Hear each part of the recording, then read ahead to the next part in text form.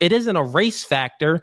It's more to it. It's more of a community, education, family, a nuclear family. So there's more factors and just the color black fatigue. There's more factors into it. So again, you. Hey guys, it's Zenoyashu. This is my first type of reaction video. I'm gonna react to some content, some controversial content, and I'm gonna give my own takes on it. So normally the type of content I do is I'll be gaming, I'll clip the game, and I put a voiceover. So I'm going to try a little something different. So let me know if you guys like it or not.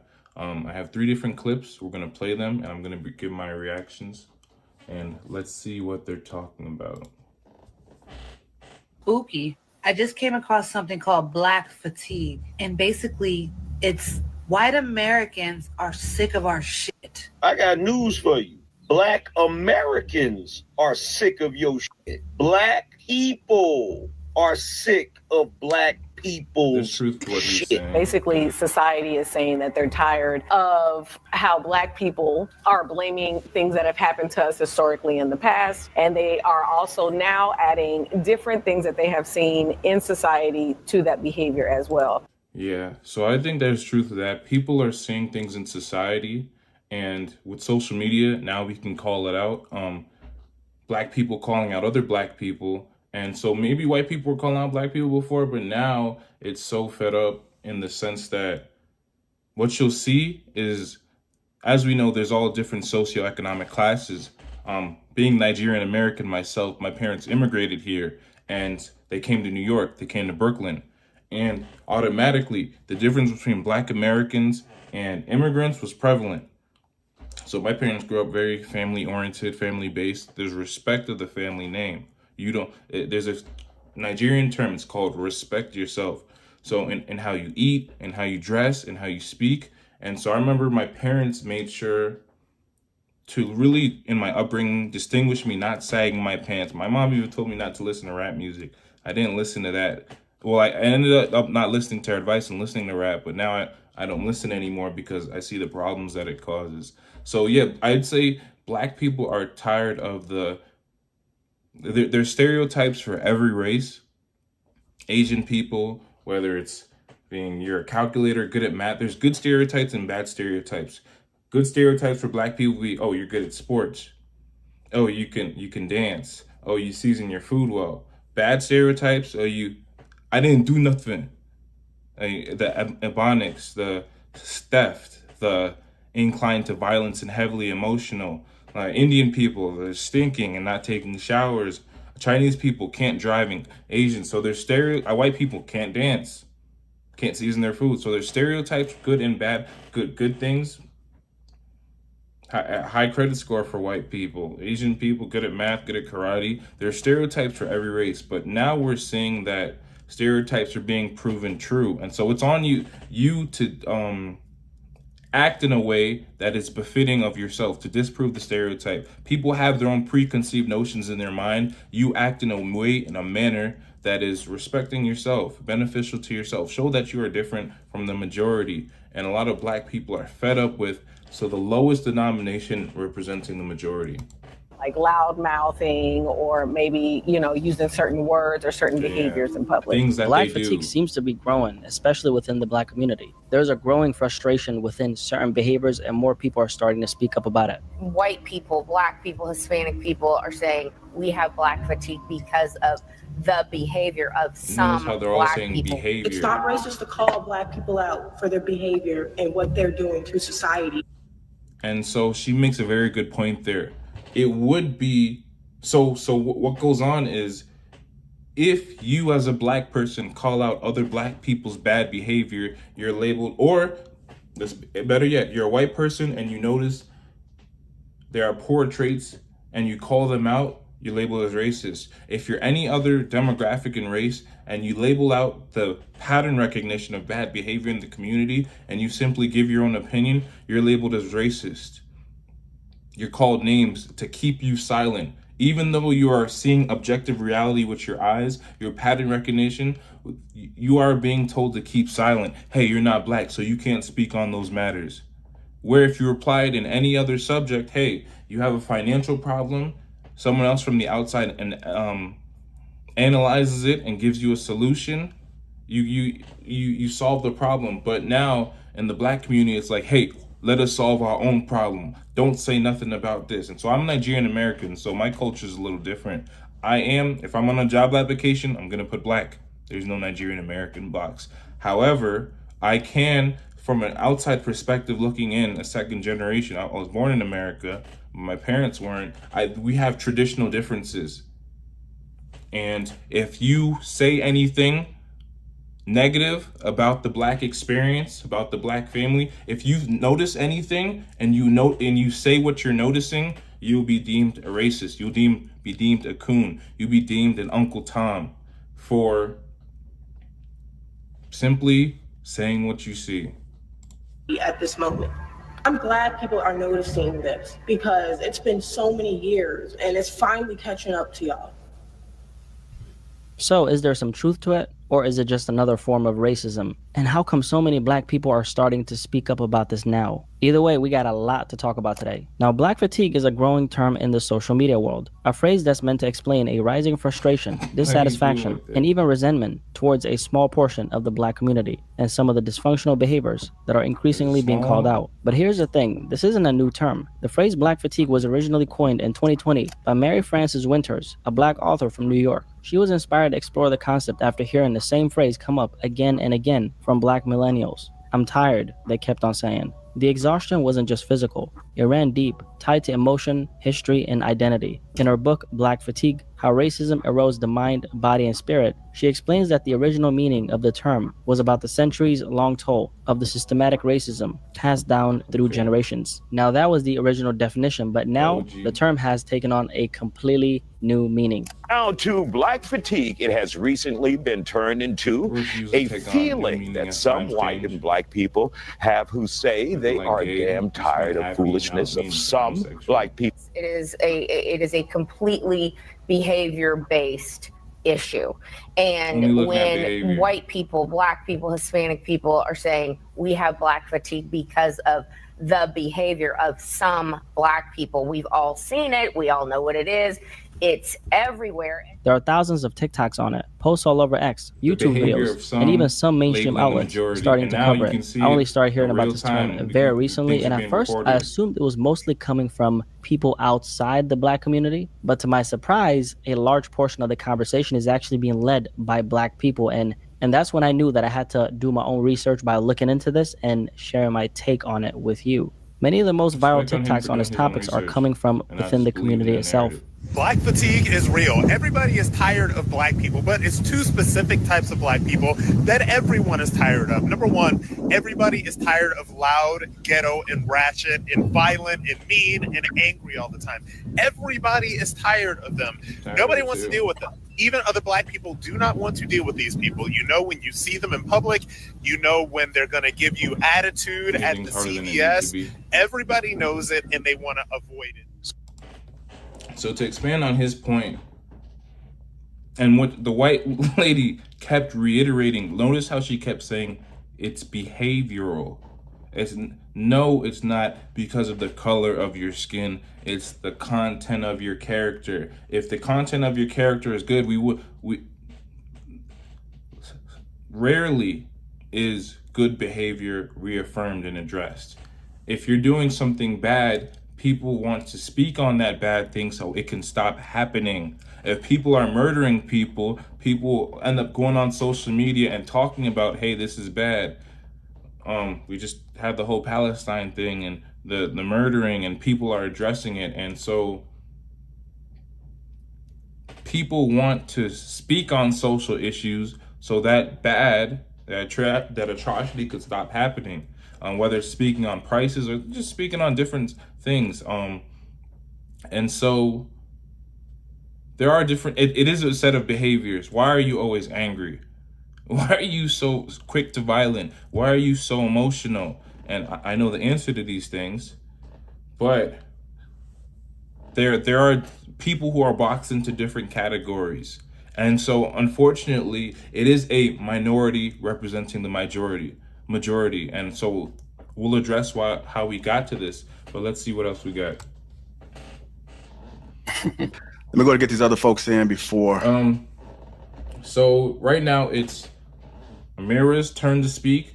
What I've noticed, and I thought it was very dishonest, to chasing the truth, to wanting to chase truth and spread truth. So there's 10 people on the panel, excluding the mediator. So there's 9 people. There's 2. Everyone's black except Pearl and Amira. And so what I noticed was all of the black people were saying, oh, we're going to use the old definition of black fatigue. We will not acknowledge objective truth. There was like you know how there's a sisterhood for women when we won't acknowledge when one woman does bad, and there's like a lack of accountability. On the black people side now, there's a lack of accountability, a lack of addressing the modern definition. This modern definition didn't come about of nowhere. They were like, oh yes, I acknowledge the real definition. I think it's just brought on by white supremacists to demonize black people. And because we've gone through racism, they just want to step on our necks. And so they did not want to address black people's poor behavior. And there was a solidarity that, whoever they started with, and then the next person went, and the next person went, and no one said, yeah, I can see why there's some frustration. I can see why people would be mad. After all the video clips they heard, the black experience, and they're like, no, just, it's like sweep it under the rug. If I don't acknowledge it, it'll go away. So now Amira's going to give her take on the matter, and her point is what a lot of people who aren't of color experience. We go ahead and start this debate. Amir, I'm coming to you next with the same question. What does black fatigue mean? Done with it. I don't know what to say. I mean, I just want to be honest. Like, every single time that we have this type of conversation, I can't speak honestly. I can't, because every time I speak, I get told to shut up. Mm-hmm. I'm not black. I don't understand why they do the things that they. You can't speak on the matter. Slavery. I got you. So what we see is that it's similar to like, there's them boys, white and blue flag, that are killing Palestinians. And we notice an injustice. And whenever you criticize them boys, you know who I'm talking about. I'm not trying to get demonetized. I'm trying to go up. When you criticize them boys, what is the first thing they go to? It's a victimhood of, oh, because a certain event in history happened to me, because the Holocaust happened to me, you can't touch me. Get out of jail free card. It's applied to black people. Because of slavery, you can't touch me. I robbed you because of slavery. Systematic oppression. I just stole your watch, I stole your wallet, held you at gunpoint, systematic oppression. Beat that person to death, systematic oppression. You know how the system is, man. You know how it be. It's hard out here. Whenever there's poor negative behavior, we blame it on slavery. And no, you can't talk about it because you don't understand what a black person goes through. So I think white people are kind of fed up and tired of it. You see, and you're not going to like me, voices like Nick Fuentes getting big because there are certain people, no matter, regardless of how offensive or not, I'm not going to say whether I support him or not. I'm just going to say I understand where he's coming from. Regardless of who it is, if they're saying truth, it's attractive. So I'm on Instagram. We talk about the great noticing.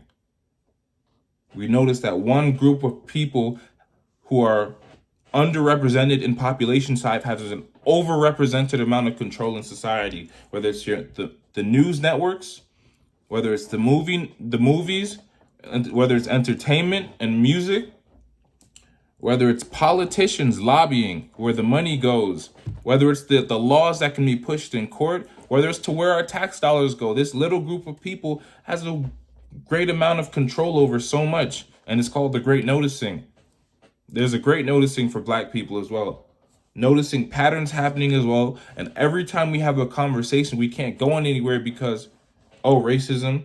Oh, you're speaking on other black people in a negative fashion. You're supposed to be loyal to the cause. You're a coon. You're an Uncle Tom. You're an Uncle Ruckus.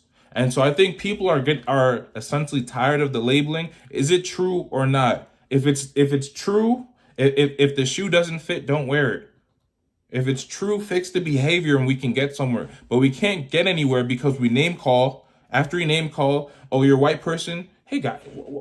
And you notice something, we're going to call you racist. After you're racist, that's to shut you up. And the behavior continues. The wheel continues because nothing was fixed.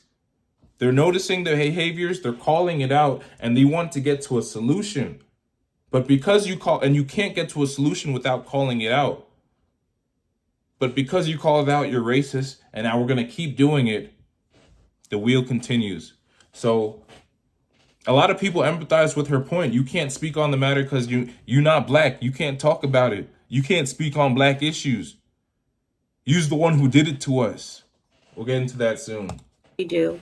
If I speak on my observations, on what I'm you seen see, as hateful. If I speak on pattern recognition, patterns, I'm seen as over hateful time, or racist. Patterns are I don't racist. think that this is a proper panel for me to speak on those options, on those topics. He's like, I'm not even going to get into it. I would love to, but every time that I want to bring out a problem or an issue, it turns into they get emotional, something that is not fruitful.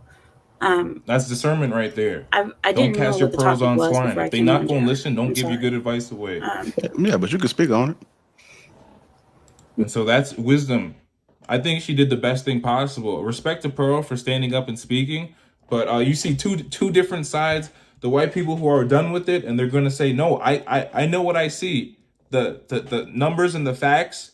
I can see my observable reality. I want to talk about what I'm seeing. That's Pearl right now. Amir represents the other kind of, she's like, yo, we're on an all-black panel. I recognize that we're outnumbered. If I mention something, and that's exactly what happened to Pearl. Pearl ended up skating away. She skedaddled.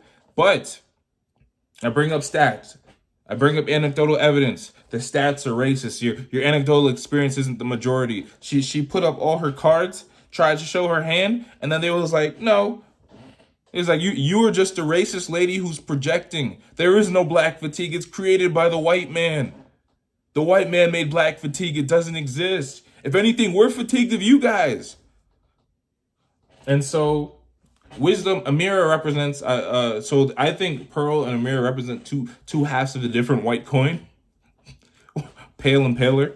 But yeah, so Pearl represents, I see it, I want to speak on it and get to a solution, and I won't be silenced. Amira recognizes, I've spoken on it before.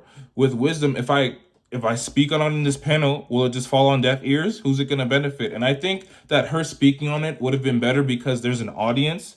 So even if the people on the panel didn't accept what she was saying, the audience would be able to judge for themselves. And so I think the comments speak for themselves too. We'll get to that later. But her speaking truth, I think it would have still reached people regardless. I think people feel this way already. And you can't tell people not...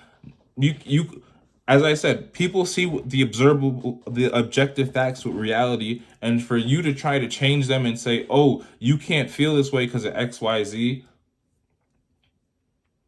But yeah, I think she should have said her piece, but her and Pearl represent the white people. Or you speak on it and you get called racist, or you don't speak on it and the problem continues to persist. No, we did this last time. Really? We made it. Last time. She doesn't want to repeat. No, I mean, we did this last time. I mean, It's not going to go anywhere. I mean, save your I don't peace, even girl. wanna That speak on respect. it That takes wisdom. I would like to know what she... Of how unlikable and how much attitude you guys have a lot of the time, even on this panel, you know, pretty intellectual. They was giving her attitude. Pretty bad attitude. They're already I don't emotional. really have that as much with the white women on my shows, although I am also tired of white liberal women. Fatigue, of course. You have no arguments with me on that, except that I still don't really like blaming a group of people's behavior on someone else. You are responsible for your own actions as an adult, but as an adult, you're responsible for your own actions. Let's apply it. You rob someone, you don't say slavery don't excuse other people's bad behavior. Black people will excuse other black behavior. Oh, maybe she's having a bad day, trauma. The white person's oppressing her so much that she just snapped. He just snapped. He stabbed that girl on the train because of racism. He stabbed that Ukrainian girl on the train because because the system's on his neck holding it down. He can't be a productive member of society.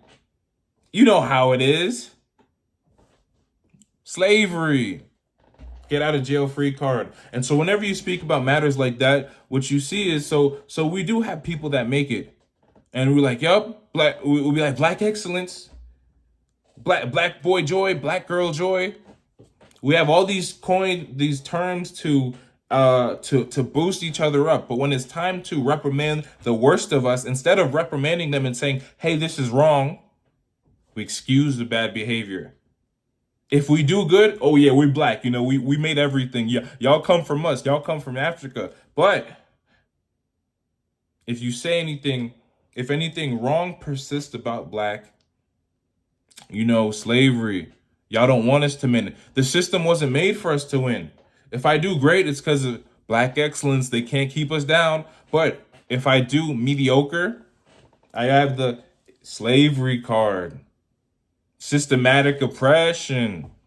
Come on, you know the white man don't want to see me win. A brother been trying. If I'm inadequate, I could always blame white people or slavery for my inadequacy. If I'm not getting ahead in life, I'm not being disciplined and doing well, I could always pull the slavery card out and say, the system wasn't made for me to win.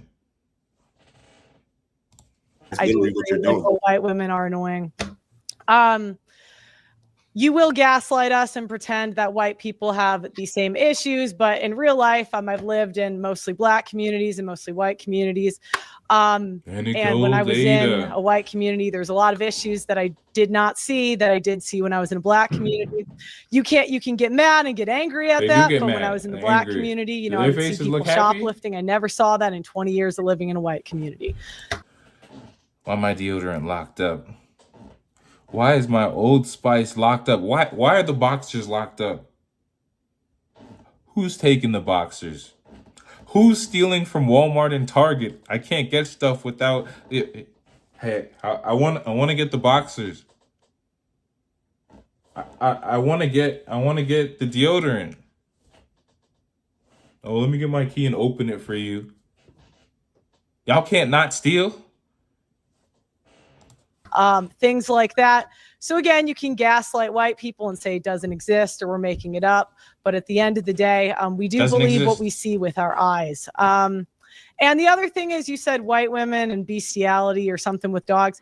The difference is we don't get triggered. So if you say, you know, white women are weird with their dogs, I would agree. So I think real quick, yeah, go ahead. Let me ask Pearl one question. Hey, Pearl, question for you. So do you think where do you think like crime would happen in a rich, speaking of white people, right? A rich, like say they're making a wealthy white family. Am I muted or no? No, we can hear you. Go ahead. I just want to say, I know they already you're going with this. I'm gonna just drop in one stat, but white people commit the most white collar crimes on this panel. So for her to get on this panel and say they don't steal, they steal. I work with them. They steal a lot. Okay, I've been in corporate America. I would agree with you. I would agree. See how Pearl's agreeing? And I think that's the problem. You got to go tit for tat. Black people, you do this. Oh, but what about white people? Black people, you do this. Oh, you Spanish people do this. Black people, you do this. Oh, but you Indian people do this. We can never address the black problem because of the deflection. Like the deflection. Like trying to get an apology from a woman. That's exactly how the most logical people too. I respect oh my goodness. Let's hear some more. Conversation about black crime without bringing up white people. Yeah. They can. Are you serious? Look, they said they can't do it. We have to look at that reaction. Look at that visceral reaction. Can we talk about black people and black problems without bringing up white people? Why would I do that? That doesn't benefit me. You want to go somewhere and work toward a solution? It's easier for me to be a victim. Because if I'm a victim, I don't have to change. You know, like the grape victims? Oh, well, what were you wearing? Well, how many drinks did you have? Well, you didn't make the best decisions. Is there anything you could have changed?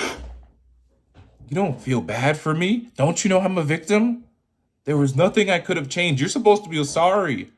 Because you feel sorry for me, There's nothing I can change. I'm a victim. And then make the same mistakes over again. That's how the cycle continues. I wouldn't disagree, but the challenge So is, would that be considered white fatigue? when you Is that say white something fatigue? about white The people, I topic's would black say, fatigue. I gotta agree bring with it to some white stuff with white fatigue. Gotta people. take No, the but heat is off that of us. is white fatigue a thing? White women transitioning their kids, that's really annoying. I'm like, why are we doing that, ladies? You know, but I'm not going to get triggered and pretend it doesn't happen. The difference is when I say a stat that's negative about black people, you guys gaslight me and pretend it's not real. We're not We didn't deny none of it. But go ahead, Cooley. Go ahead, Cooley. Yeah, I just wanted to ask a question because I personal just experience, like I said, and it's 43 million of us. So it just sounds 13% disingenuous population? and illiterate. It doesn't sound smart for you to say Put the the rest in the 20 black comments. people I've encountered, I've had these experiences. How much of the crime? Because Oh, I grew God. up in a predominantly It's black more than neighborhood. that. I It's can more tell than you my that. credential. I've interviewed. White neighborhood. And no white people. Cool. Let's go and let Really a Cooley lot of rush. crime. cool. Yeah, go, Like if, let Cooley go. Hold on, Aisha. I mean, if we're being honest, we got to be honest about black people too. The thing is, the black community we've been hearing it. Like I've been hearing black people need to get themselves together and pull themselves up by their bootstraps since I was a youngin. So we've always heard this from white people. It's nothing new to us, but I do think that black people, there are a lot of effeminate people in black culture, and we need to get away with that. We need a patriarch in the home. But the question that I was posing to you, because I just want to get to your thinking. So if there's a wealthy, where do you think more crime would happen? In a wealthy white neighborhood or in like a trailer park white neighborhood? Where do you think more crime would happen? We know in the trailer park. Probably in the trailer park neighborhood. In a trailer park, right? Yeah. Now, when you're speaking about, now let's go to black people. If you looking at a wealthy black family or the hood black family, where do you think more crime would happen? Got more crime. Do you know what? It would probably be in the hood, but from my personal experience, even when black people move into white neighborhoods, just terrible. A lot of time. No, I'm being for real. You know, I lived in Pearl, to answer the question, you would say that you would see a difference there. So since there's a difference between white wealth and white poverty and the crime rate would be higher within the white poverty, and it would be the same within the black wealthy class and the black poor class. You would see more crime where. And we're going to logically sound what Cooley's saying right now. He's cooking, but he let me down too. I thought he was a very logical figure, but you see, so when he's speaking to women and the women deflect, that's how black people deflect on this topic. And so what I'm getting at is that yes, it makes sense that when in poor neighborhoods there's more crime. However, what's the difference between the black culture and the white culture? I'm going to say it's the father, the staple. So when you look at 200 years ago, when you look at right after slavery, what we see is that why is this newer generation handle the pressures of systemic racism worse than the older generations? Why do you take your frustrations on systematic racism out on other black people? Why don't you take it out on that system at hand? And so how did older black families handle systemic racism? And so we see that they had better outcomes than we did. I'm from New York. In Central Park, there was Seneca Village, an all-black town. In Oklahoma, there was Black Wall Street, all-black town. Both of them got burned down, but they had the fathers intact. They put their money together. They built communities. What we don't talk about is how crime is normalized in black communities. The father has been systematically removed. You say by white people, it's not. It's by the same people who own the record labels, your music. It's not white. Them boys with the little hats, yes. Black people came on what kind of ships? You said white slave ships? You're wrong. That's them boys with the hats. There's the internet now. You can look it up. You choose what to look up. Them boys they brought them over. The black dollar was circulating. Guess who loves dollars? Coins. And so what I'm getting at is that the rappers who get big today, the NLE Choppa, NBA Youngboy with multiple baby mamas, the Futures, how do they get big? How do the Sexy Reds, the Cardi B. How does that level of dysfunction rise to the top? Is it by popular choice? No. You go through your, I'm trying to get monetized, record label owner. It's not white. The white person doesn't have their, do they contribute to it? Yes. However, your culture that you're assuming is black culture, you think rap is part of your culture? How did people right out of slavery build Black Wall Street and Seneca Village? The family came together. They wore suits back then. This whole quarter zip trend, quarter zip and matcha, people used to dress well. People used to get highly educated. They used to carry themselves a certain way. Your family name meant something. They systematically removed black fathers from the household. Them boys who control the money, who Democrat, Republican, your tax dollars go to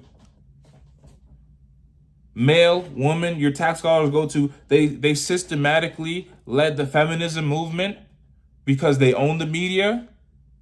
We see the corn companies, they have the blacked, and it's being pushed by, and who just bought, all your social media is owned by, so they are pushing out dysfunction. They own your movies. They own Hollywood. Hollywood, music, movies, TV shows. They're pushing the dysfunction on you, and you have a choice whether to eat it or not. And so being Nigerian, having a father, I would carry myself. My father disciplined me so the state doesn't have to. I didn't have to end up in prison. Single motherhoods, we see that single motherhood doesn't work. That's why they pushed it. They pushed the father out of the household, paid the mother money, Section 8, rent.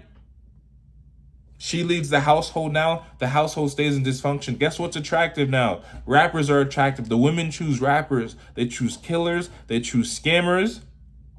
And dysfunction is promoted in the community. Because dysfunction is promoted, black people wear dysfunction like it's their culture. It's not. Look at Martin Luther King's, the Malcolm X's. They came from the strong family household.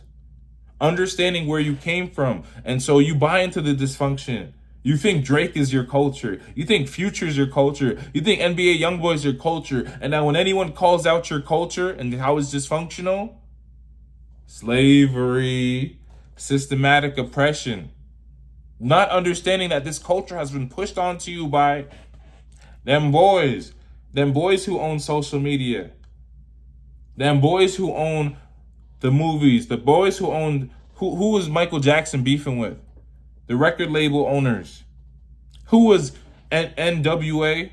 Who was they beefing with? The record label owners. So you know that the music that's filtered and pushed onto the radios and into society is filtered. Is this you think the best and most constructive rappers are pushed to the forefront? No, it's whatever's destructive to the community. I need y'all killing each other. Blood, Crip, you don't own the block. It's them boys who own the block and open a liquor store on the block. And y'all kill and shoot each other over it. And they just and guess what? You take in the culture, the dysfunction. They own the prison systems. They profit off of you going to jail. It's a win-win. You're buying Jordans. You don't know how to manage your money. Alcohol, weed, you're drug addicted. You're not very educated. The literacy rate isn't up. Hyper emotional feminine women. And people don't talk about this. Oh, it's the white man. The white man doesn't control your record labels. The white man doesn't control your radio. And you talk about this, they'll call you antiseptic. I changed up the word. If you know, you know. They'll call you antiseptic if you call it out. But this black culture that you're consuming today isn't really black culture. That's not the culture that built Wall Street. That wasn't the culture right out of slavery. This fatherless culture, which was bred, and they saw that the black fathers were so strong, that the communities were so resilient that slavery couldn't keep them down. And so you who hasn't dealt with slavery, your father, your grandparents haven't dealt with slavery, and now you're more emotional, less logical, you can't do research, you have low literacy rates, you're hyper emotional, you don't know how to manage your money. From an outside perspective, from a family perspective, family works. In Nigerians, the stereotype is the same as Asians. Doctor, lawyer, engineer, Failure. We have standards.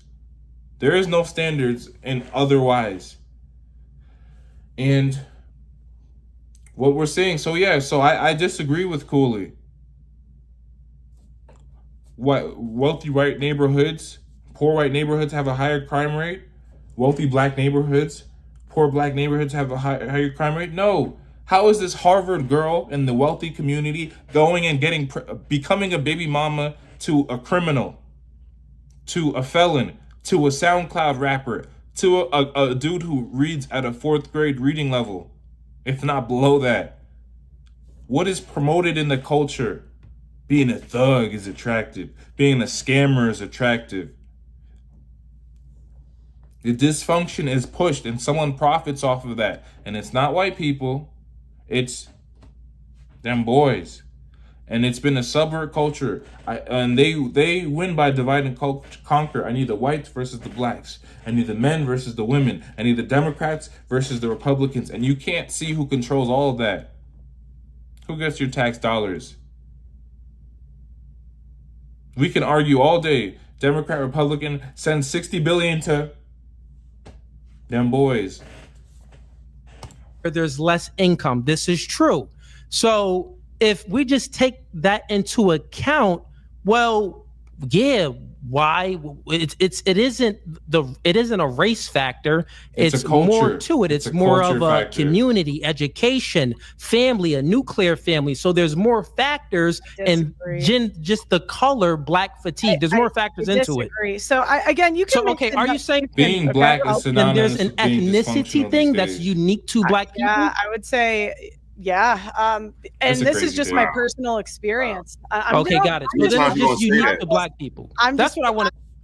But yeah, invalidating her experience. It was an interesting clip. I'm gonna leave the original video in the comments. Let me know if this video was all right. Are you feeling the format? Needed me to slow it down? Was different? Change is good. More to come.